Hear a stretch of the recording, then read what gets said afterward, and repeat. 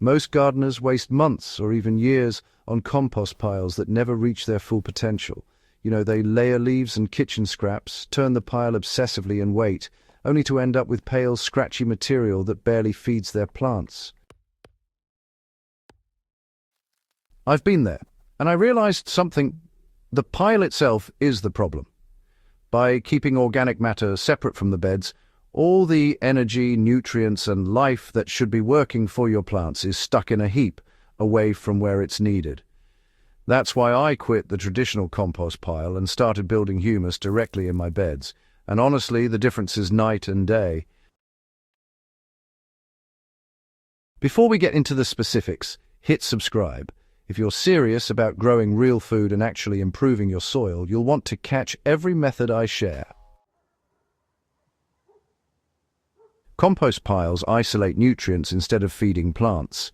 Here's the reality most gardeners overlook. Compost doesn't feed your garden instantly. A pile is isolated from the microbes, worms, and plant roots that convert organic matter into usable nutrients. Even when the pile looks finished, much of the nitrogen and other elements are locked up or lost to the environment. By contrast, layering organic materials directly in the bed puts nutrients where they belong, in contact with the soil ecosystem that can immediately process them. In my raised beds, I've seen this approach produce darker, richer soil in just a few weeks, while piles in the corner of the yard take months and still underperform. You have to think of soil as a living system, not dirt. One of the biggest mistakes gardeners make is treating soil as inert. Dirt isn't just a container for plants, it's a living ecosystem. Worms, microbes, fungi, and other organisms work continuously to turn organic matter into humus, holding water, releasing nutrients slowly, and improving structure. By adding organic materials directly to the bed, you feed this life immediately. In small backyard beds, I mix chopped leaves and straw with green materials like grass clippings or kitchen scraps in layers 2 to 3 inches thick. This becomes a food source for soil life right away, producing living humus rather than just decomposed scraps.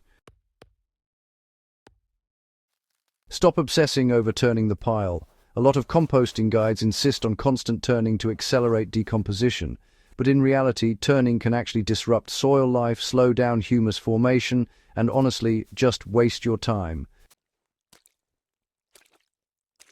In my beds, I layer carbon and nitrogen-rich materials water lightly and let worms and microbes do the work. Within a few weeks, the organic matter integrates naturally into the top 6 inches of soil. Roots penetrate more easily, microbes multiply, and the humus created retains moisture far better than anything I ever got from a traditional pile.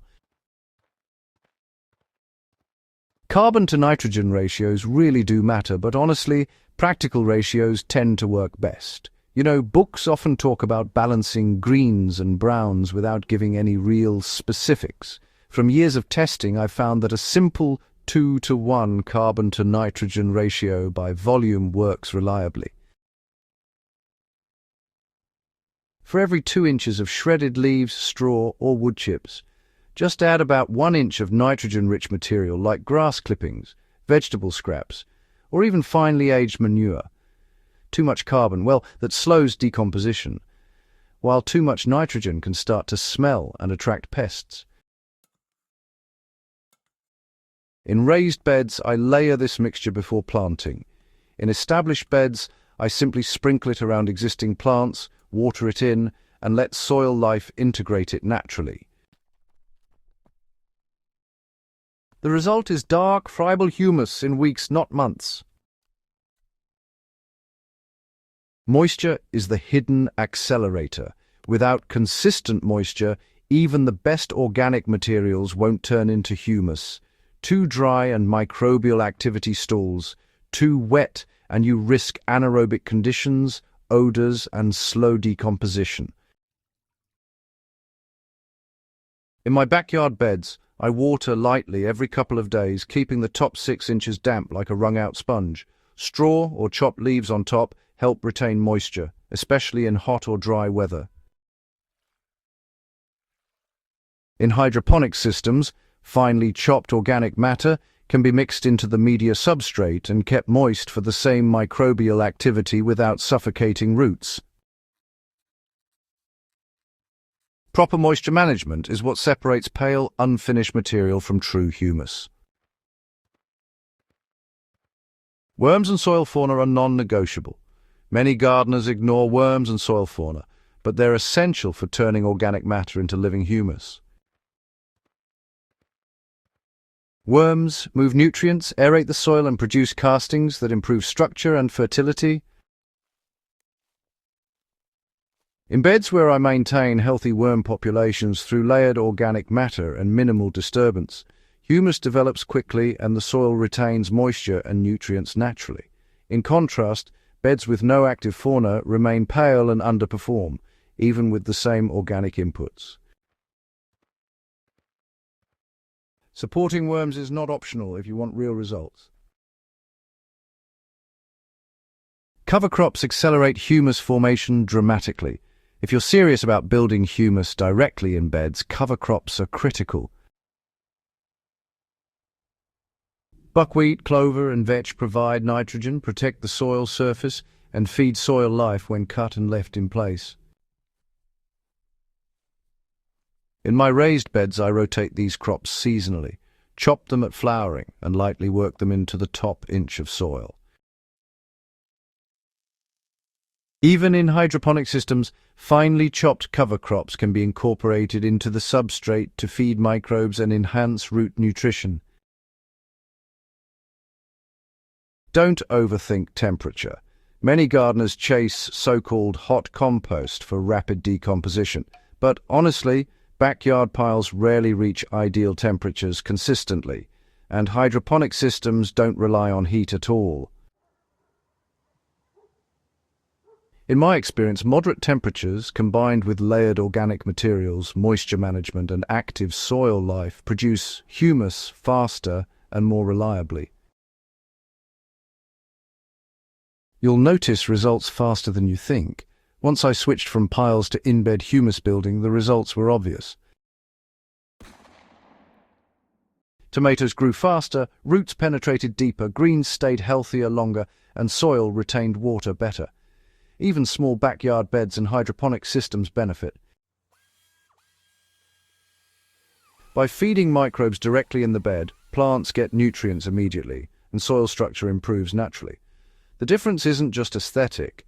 Your garden becomes self-sustaining and resilient to stress. The trade-offs are minimal compared to the benefits.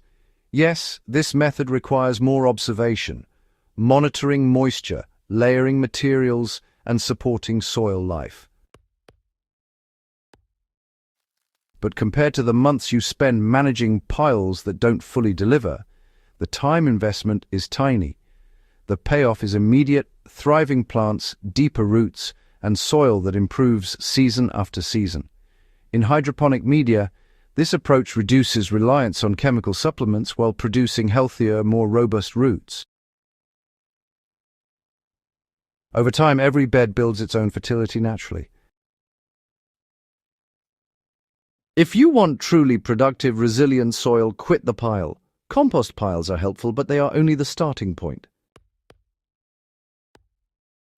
So, the missing piece is integrating organic matter directly into the bed, feeding the microbial ecosystem, maintaining moisture, and supporting worms and soil fauna.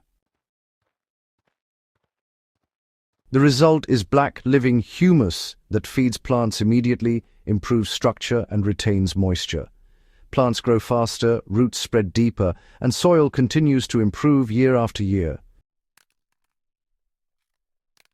If you found this useful, hit subscribe and turn on notifications. And, share this video with anyone who's serious about growing real food, because too many gardeners stop at piles and never experience the benefits of in-bed humus building. Build your soil this way and you'll see the difference in your harvest, your water use, and your long-term garden resilience. Stop moving compost around.